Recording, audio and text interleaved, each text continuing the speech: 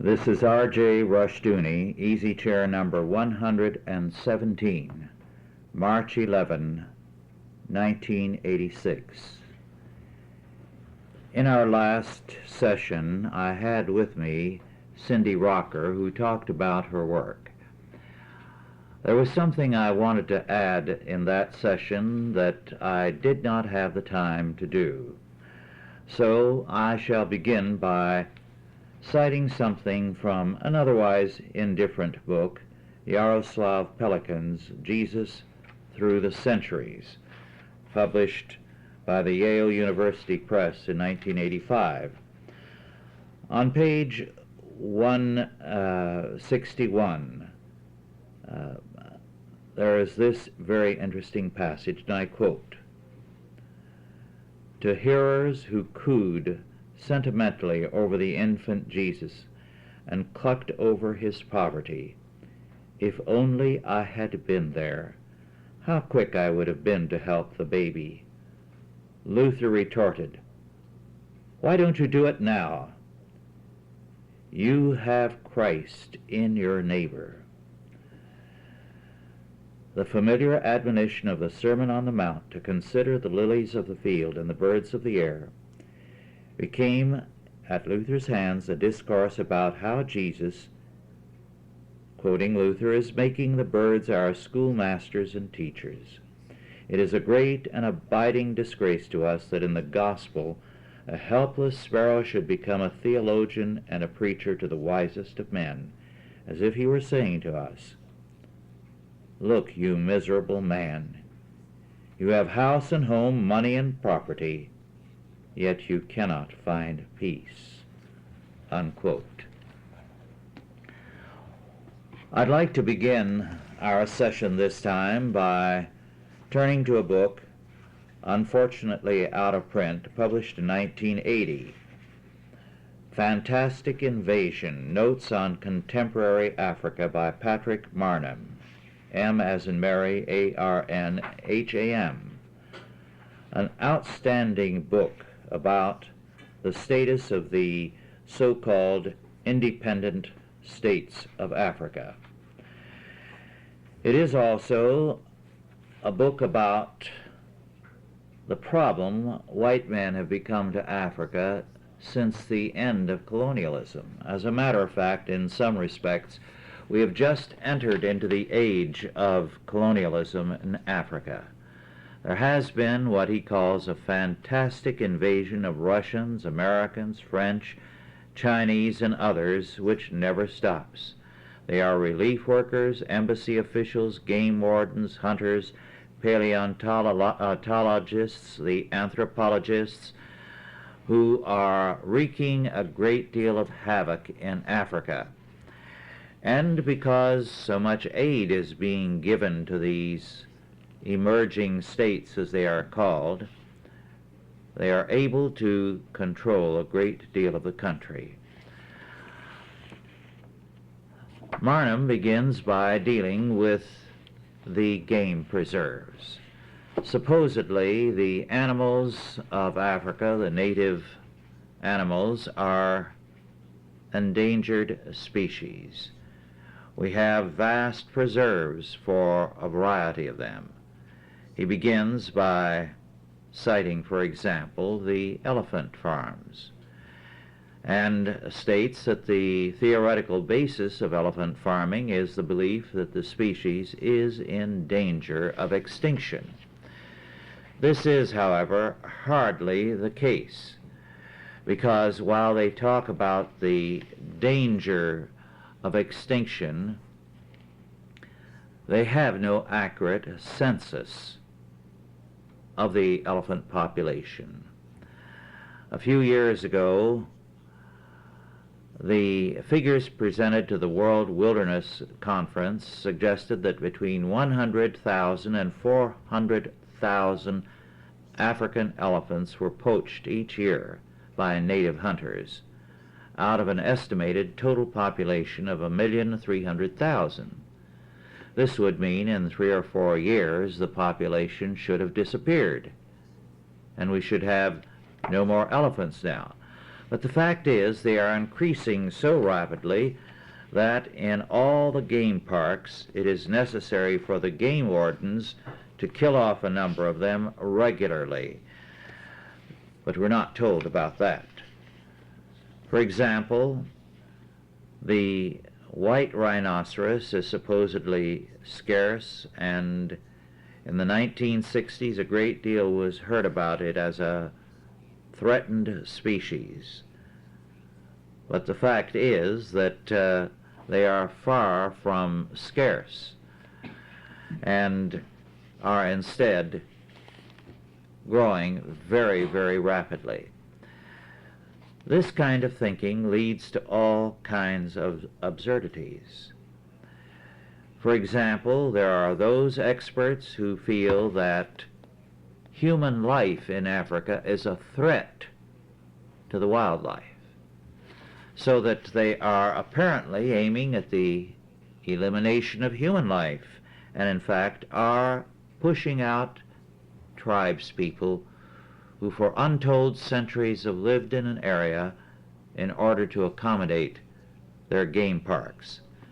Marnham says the game park is not an African notion. Such parks or game preserves have always been unpopular with the people of Africa. They hate them with a passion. They resent the fact that these foreign game experts have the right to kill animals supposedly to control the population, all the while saying that they are scarce and are endangered, but the natives who depend on them in some instances for their lives cannot touch them. He has a number of interesting stories to tell to illustrate some of the absurdities. One man was a retired game warden who was especially fond of lions. Lions, by the way, are what tourists want to see most of them, all. He found that there was a problem. Many game parks of Europe and America were very quickly overstocked. So this game warden decided that rather than having these unwanted animals shot, they should be returned to Africa and to the bush. And he volunteered to reinstill in them the fear of man, which would reawaken their hunting abilities. Well, it did not work out. The lion attacked instead the small son of one of the park's European wardens. So they moved the animal hundreds of miles north, away from the park. But this did not help. The lion simply mauled a young man, and this sort of thing went on. And so, as the author said, it was obvious that it was the game warden who needed rehabilitation rather than the lions. But the lions were doing what came naturally. He cites another instance. Leopards. Leopards supposedly were becoming very, very scarce. The fact was, at the time that an international body reported on the threat to the leopard population, the leopards had increased so that they had become suburban scavengers and were flourishing in large numbers among the trees that adorned the gardens of some of the very people who were responsible for calling them an endangered species. They were growing fat on the pet dogs and cats of these people. One ecologist who wrote the report for the international body was severely tempted to suppress his report when he found he was losing his pets to these supposedly scarce leopards. A very, very important section of Barnum's book deals with the scientists in Africa, the evolutionary scientists, because they have moved into Africa in great numbers since they can use pressure to call an area protected for scientific purposes, an area where no one can disturb or lift or move a single stone, because supposedly it's an area where they are going to find fossils. They get huge grants from foundations, from governments, from universities for areas of study that are of no earthly use and are of concern only to a small number of specialists, and their main purpose is to attempt to prove evolution. The reserves that are set apart for these evolutionary scientists are barred to outsiders. Anyone coming in, well, for example, he cites one area where Richard Leakey has his staff warn off anyone who approaches the camp without his permission. The staff has even been instructed to obtain the director's authority to fill the water bottles of any travelers who may apply for assistance. Moreover, L.S.B. Leakey, the director's father, was able to get all kinds of funds, including some from the National Geographic Society, in the search for fossilized remains of prehistoric man. The patrons, of course, for such work were continents away. When they came, they all came together as a learned package tour to enjoy a private view. And it was very easy to engineer things on such an occasion. For example, let me quote this. But the research committee, which on the last visit included President Johnson's widow, Lady Bird, did not have to go away entirely disappointed. If they could not yet be sure of the human family tree, they could at least catch a glimpse of the excitement which overwhelms the most rigorous paleontologists on the conviction that they are looking at a stone that has been molded over millions of years from a bone in the body of some human ancestor. Just as the committee arrived to view the routine excavations, one of the excavators began to unearth a skull. Eventually, this was classified as that of a prehistoric baboon. But for a few moments the irrational fascination of hominids had been visible for all to see, or nearly all. One of Lady Bird's Secret Service men described the whole incident as a stunt, unquote. Again and again, things were uncovered, remains or stones, which were the object of fantastic theories, which supposedly represented a prehistoric ape-man. Very quietly, all these theories were later dropped because they were fantastic. They were excellent in making the front pages, but worthless apart from that. For example, I quote again, "Saddest of all is the fate of Leakey's most celebrated discovery, Nutcracker Man, the skull which in 1959 received worldwide publicity as the missing link and was the starting point for the association between the National Geographic Society and the Leakeys. A small museum still stands at Olduvai, perched above the gorge, to explain the significance of this find, the best known fossil since Piltdown Man. Outside the museum there is a prominent notice board stating that since Nutcracker Man emerged, the work at Olduvai has been sponsored by the National Geographic Society of America. The implication is clear. A unique discovery resulted in a generous subsidy. Without the discovery, there would be no money. Without the money, no more discoveries. But the notice board is out of date, and the museum has become an exhibition of abandoned hypotheses. Everything first claimed for Nutcracker Man by L.S.B. Leakey has since been retracted. The massive skull was supposed to be that of the earliest human ancestor, a member of the genus Homo, directly in line with Homo sapiens. Now it is agreed by the majority of learned opinion that Australopithecus boisei, to give Nutcracker its scientific name, is not a human ancestor, nor is it a representative of a genus within the hominid family, nor is it a representative of a new genus, and so not even an original discovery of the most commonplace sort.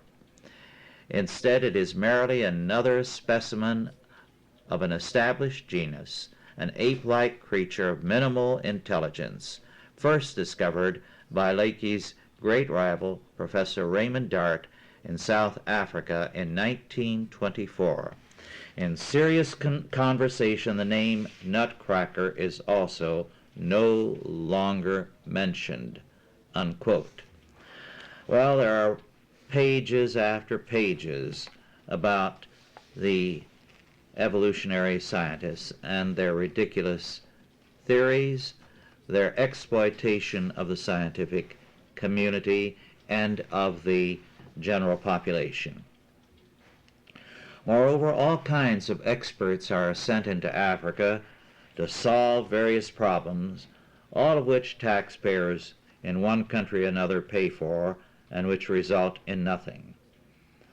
For example, I quote, one visiting team of forestry experts who spent 3 weeks in 1974 considering the question of reforestation cost the United Nations $110,000. The leader of the team was paid $4,000 a week and all his expenses. Naturally, the fee was free of tax. The team's recommendations did not result in any visible action. This is typical.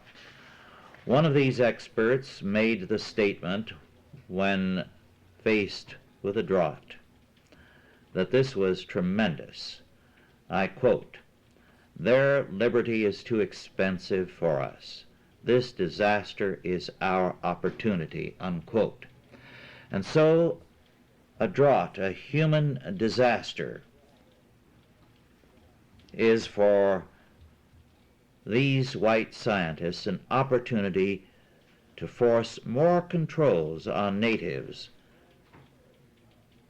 and the various African states are ready to comply because they get more money from us. The rulers of these states profit and the people suffer. All kinds of medical research is similarly conducted with a total callousness to human beings. Let me cite one example. I quote, the ruthless nature of the choice between therapy and research is well illustrated by another of the Center's projects. For the last 25 years, it has conducted a survey in 4 villages in the Gambian interior where the health of the villagers was constantly monitored by a team of doctors. But since the purpose of the project was to discover a possible connection between the chromosomes and disease, the villagers received very little medical treatment. If they had been properly treated, the experiment would have failed. Their health was not harmed, but the doctors did decline to treat over 25 years numerous conditions that were easily curable in an attempt to place the future priorities of health care on a more scientific basis. Such an experiment would be impossible to conduct in Europe or America, unquote. Well, this is not true. Experiments like that have been conducted in Europe and America and are now conducted with even aborted babies who are still alive. Moreover, children become the guinea pigs of some of these experiments, and the experiment is simply to accumulate scientific knowledge, not to help human need. This is a very important work. Patrick Marnham, Fantastic Invasion, Notes on Contemporary Africa. I strongly recommend it to you, and I suggest you look in your local library for it. Another important book, this one is in print, David Owen, O-W-E-N, None of the Above, Behind the Myth of Scholastic Aptitude, published in Boston by Houghton Mifflin Company in 1985 for $16.95. This book is about the scholarly aptitude tests, scholastic tests, and the fact that they are not at all good. And this is generally recognized, but it's become a major business to produce the tests, to use them, and to disregard them. As a matter of fact, quoting from Owen, page 230, the overwhelming majority of colleges and universities in this country require standardized admission tests but aren't using the results. There's no way they could be, Hartnett told me.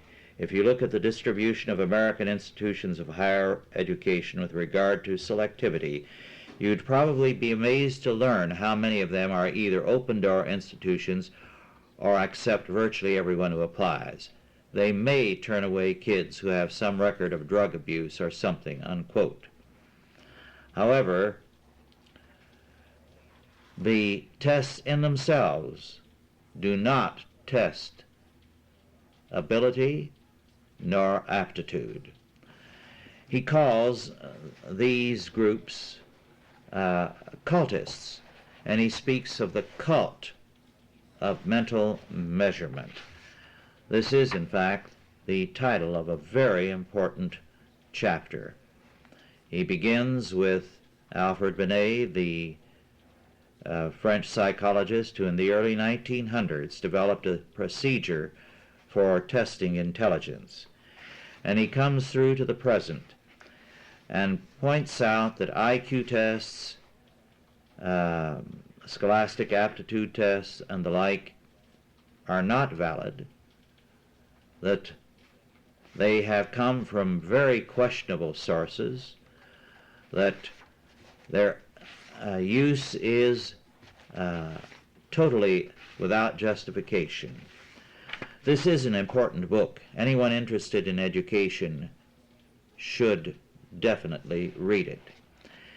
He not only gives us a very careful critique of these tests based on considerable research, but he does deal also with the alternative for those who want an alternative.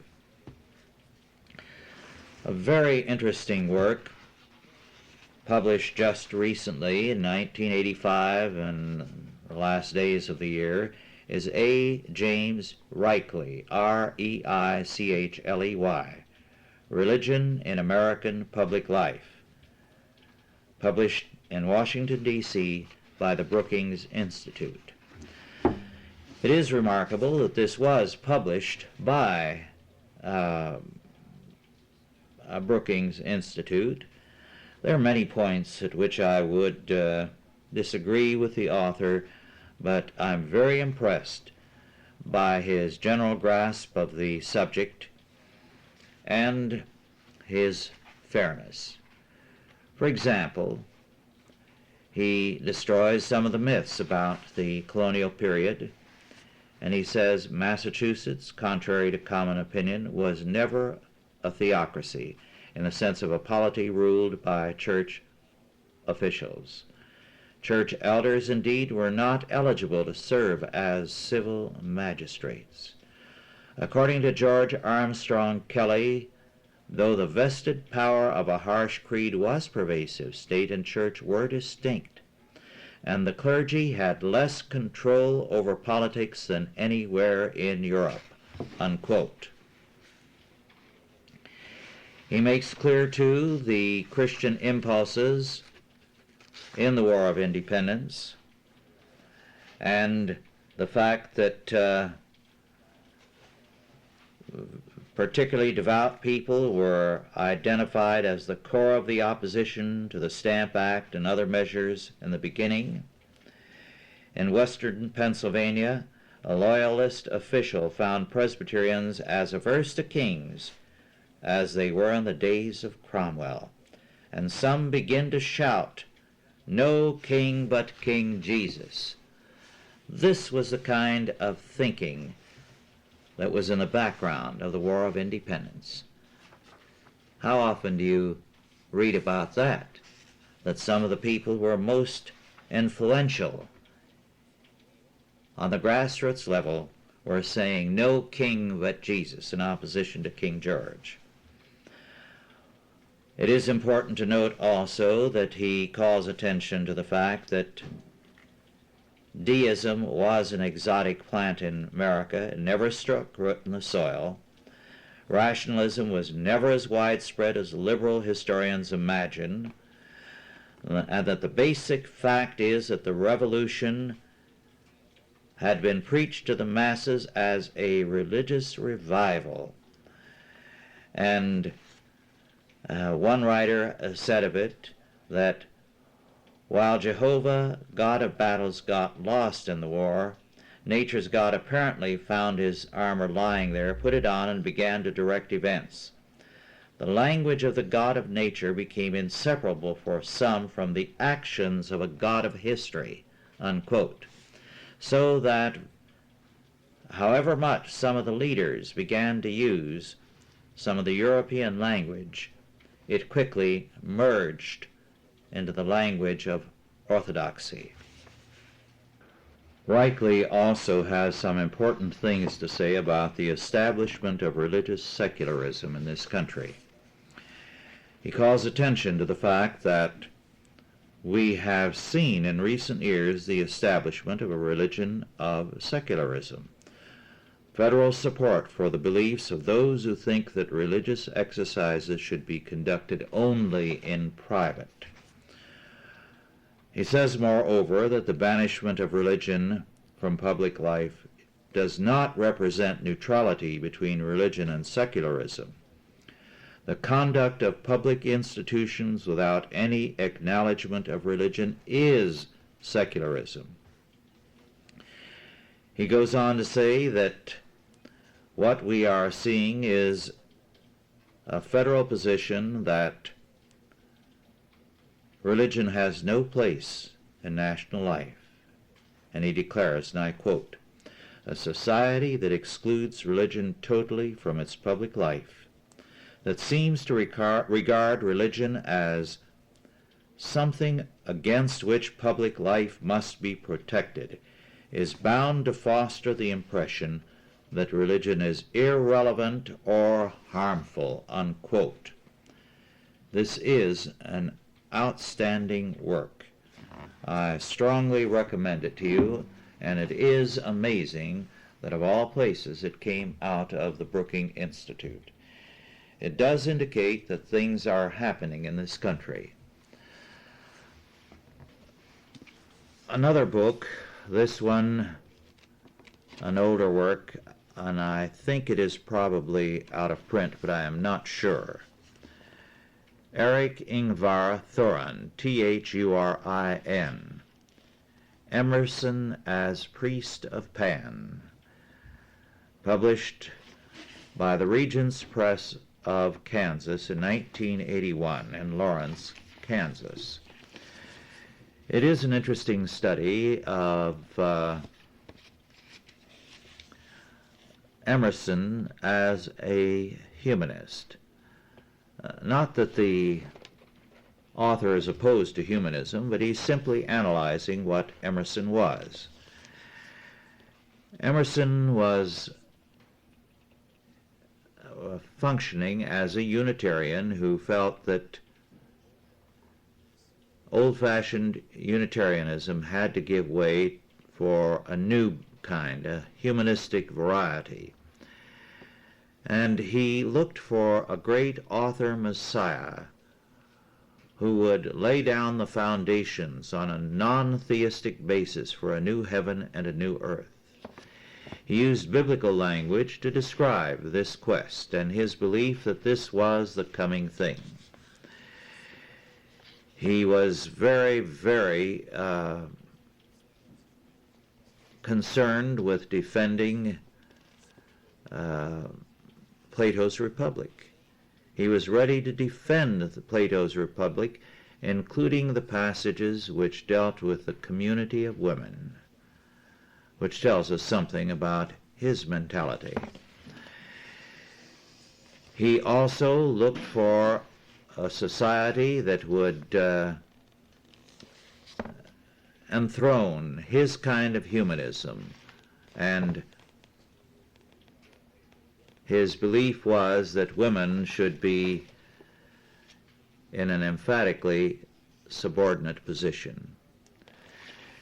Some of his ideas were incredibly bizarre. I won't go into all of these, but just a little more on one aspect of this author Messiah. Quoting from page 216, like Nietzsche's Superman, to whom he has so often been compared, Emerson's future potentate is a kind of Antichrist. As Christ replaced Apollo in the vision of Paul, so that he that shall come replaces Christ in Emerson's dream. There are even some direct comparisons. On one occasion, Emerson notes that Jesus failed to give us the victory to the senses needed to prove complete spirituality and God-manhood. He did well, but he that shall come shall do better, Emerson said. In the Divinity School address, so prophetic of Nietzsche, Jesus is reduced to a prophet of the new teacher Emerson awaits. Much more like this, including the fact that Emerson believed that right and wrong are self-determined. In other words, one might say that Emerson's theme verse was Genesis 3:5, "He shall be as God. Every man is his own God, knowing and determining for himself what constitutes good and evil."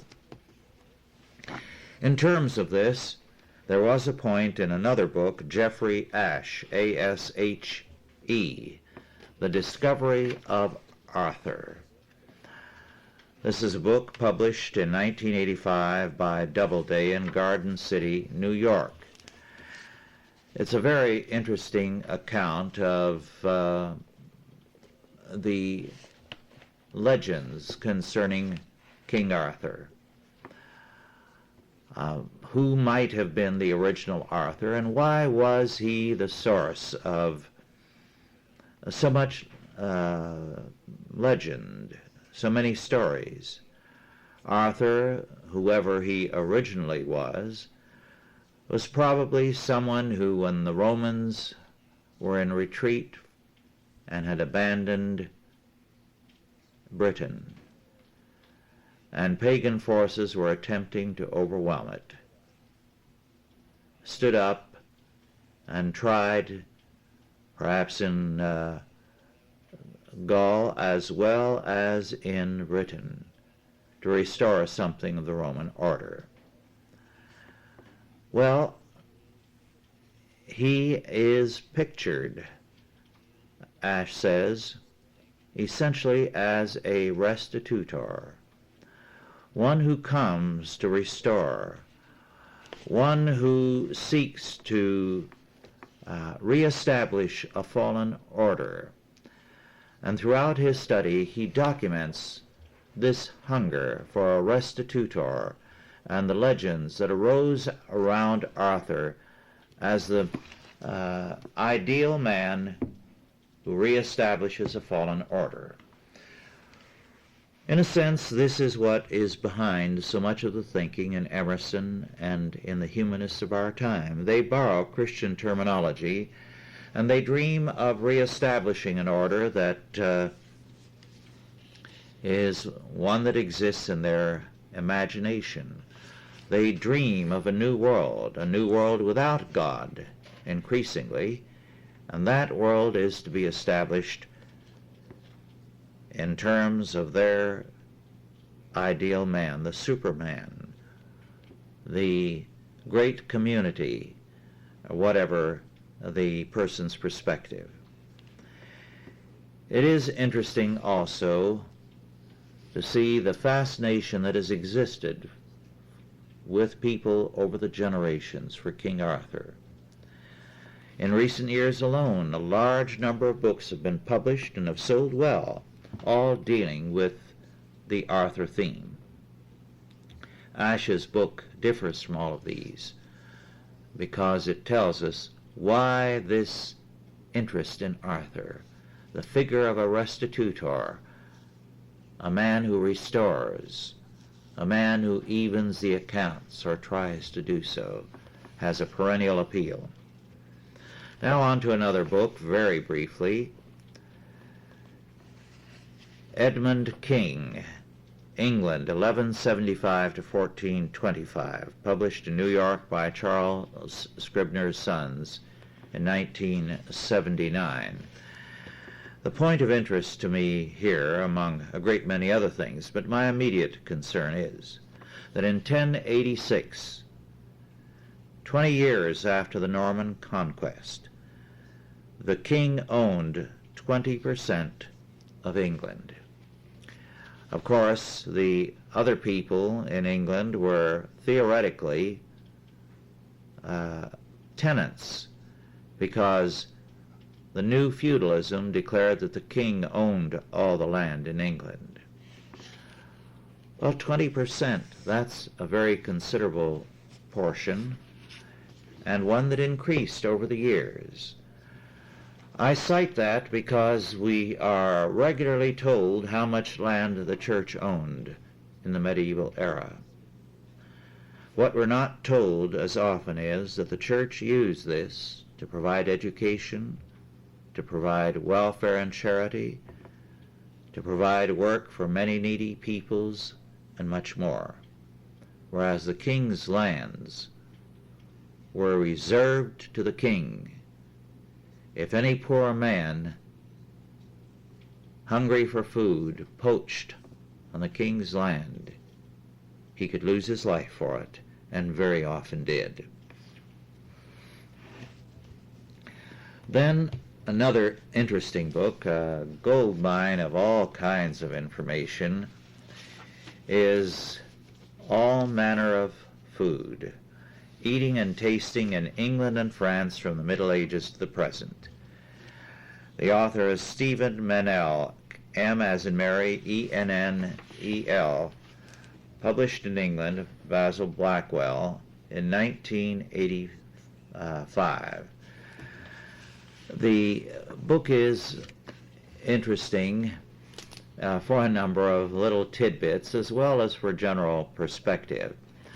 But just a few of the tidbits. The consumption of sugar in the industrialized world today is about 25 times as great per capita as it was in the mid-18th century. Surprising fact. Here's another interesting item. There is a very distinct correlation between religion and taste. I won't go into that, but he does. While religion has been a much weaker influence than class, which is the strongest influence, it has nonetheless been a factor in the dietary habits of peoples.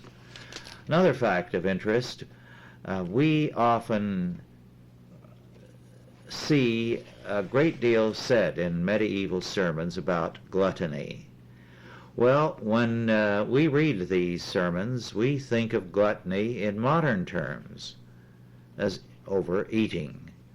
That was not a problem then. When preachers spoke about gluttony, they were talking about drunkenness. In other words, gluttony with respect to liquor. So, that's an interesting sidelight. There are interesting sections on Puritanism and food. An interesting subject that I won't take time to go into, but just to suggest that if you are interested in this sort of thing, you read it. Also on Wesley. Let me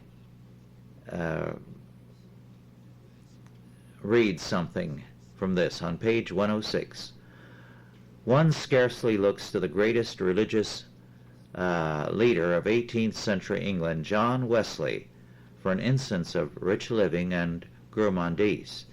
Yet he seems to have enjoyed his own food and expected others to do the same. In his journal for 16 August 1744, he expresses some astonishment at a letter he had received from a brother clergyman, which he describes as remarkable. The letter reads, in part, Reverend Sir, I was surprised on Sunday when you were pleased to tell me I carried things to extremes and denying the lawful pleasures in eating. All which I advance is that he who will be Christ's disciple must absolutely deny himself.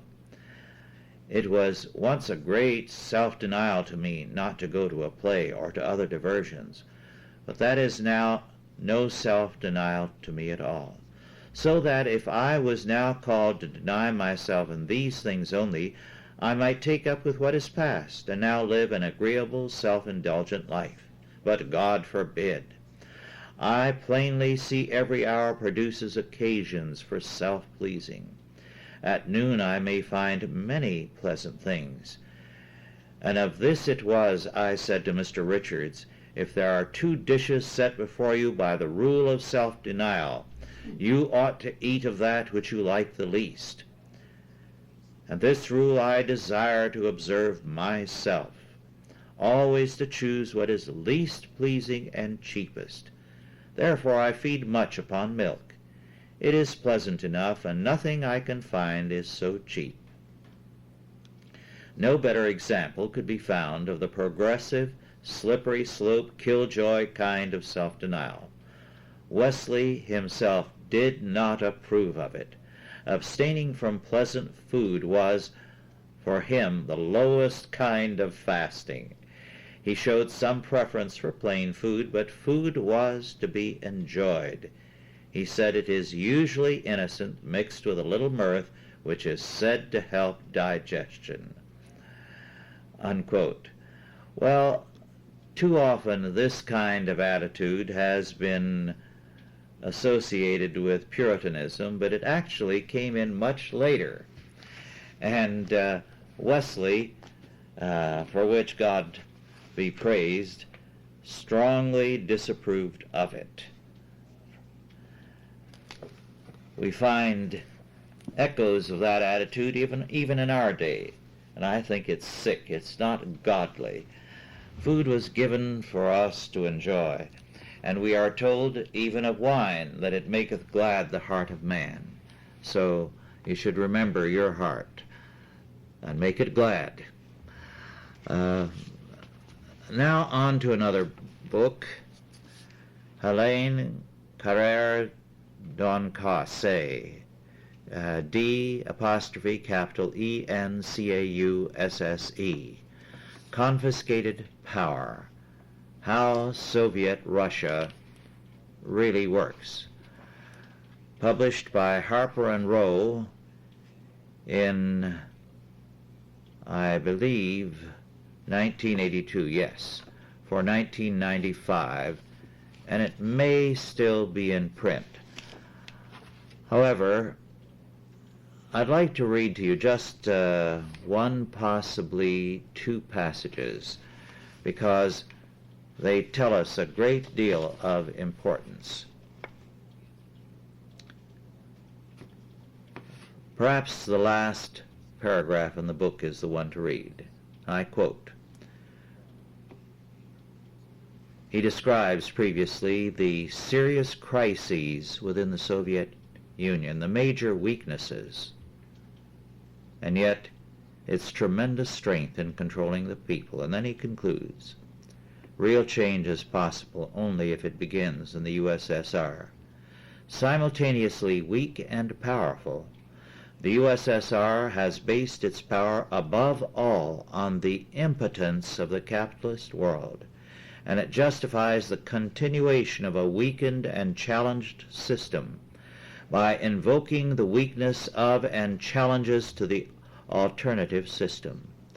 Is the future of the USSR in the end not contained in the framework of East-West relations, defined as a competition of decadence, which amounts once again to asking Lenin's question, Kto who will be the first, the USSR or the West, to be defeated by its own decline, unquote.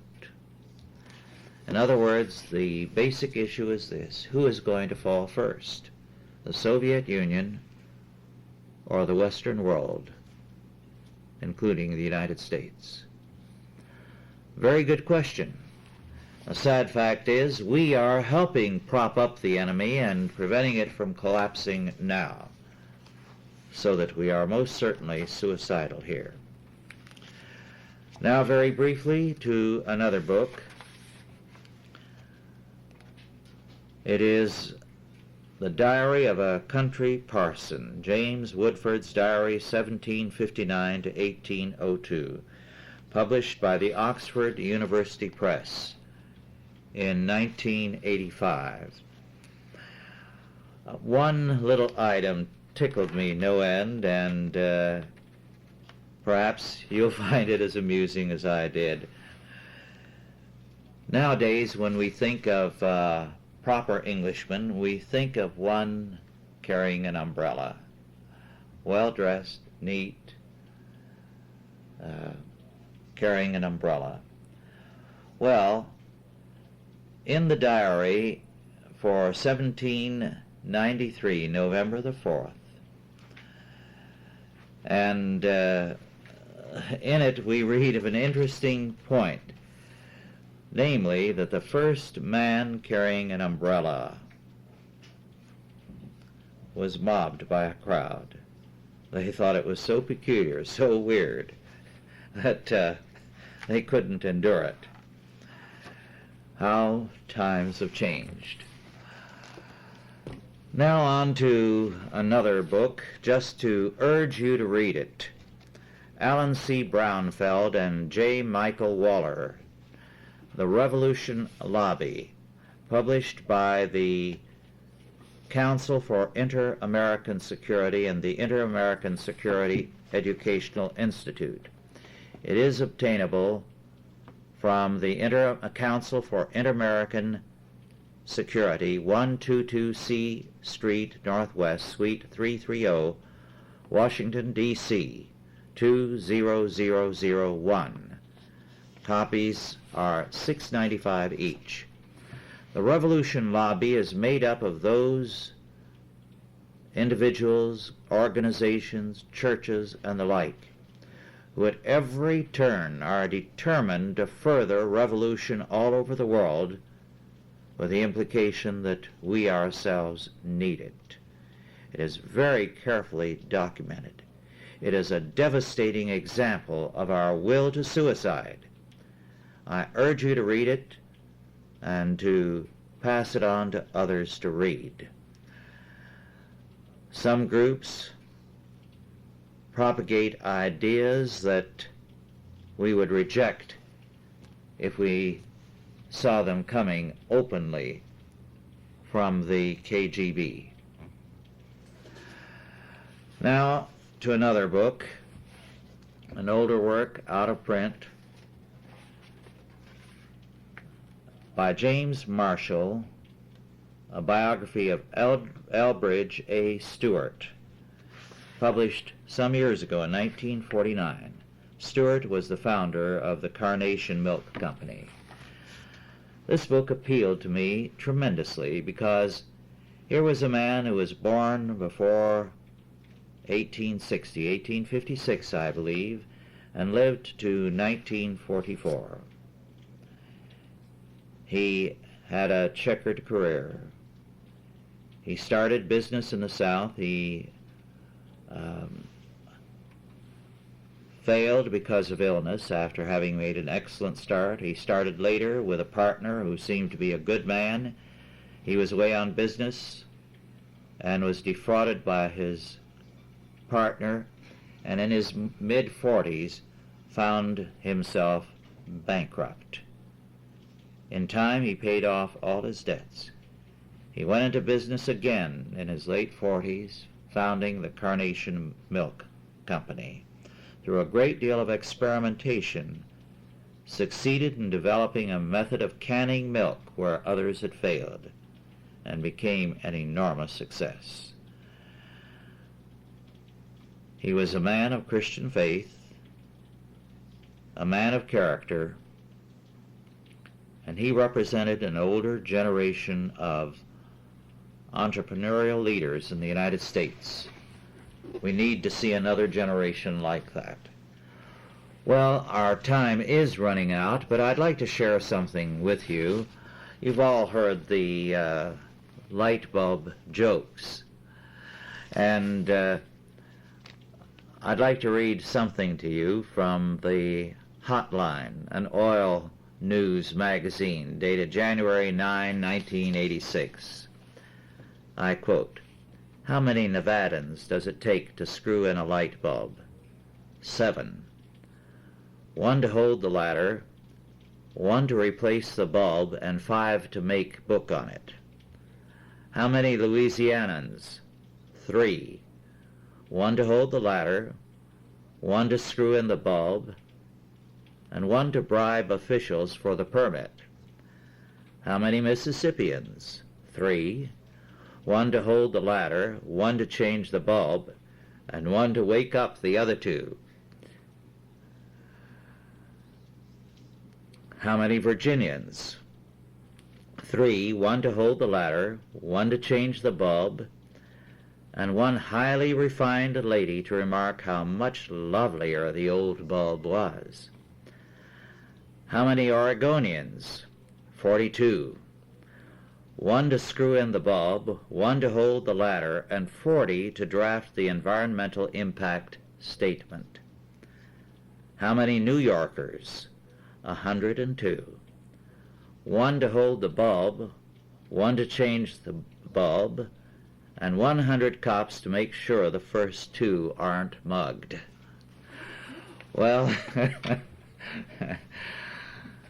then this little item from a terrible book written by a criminal. You may remember the story. Jack Henry Abbott, In the Belly of the Beast, Letters from Prison. He's the man that Norman Mailer got released from prison because he said we had no right holding a man like that in jail because he was such a brilliant writer.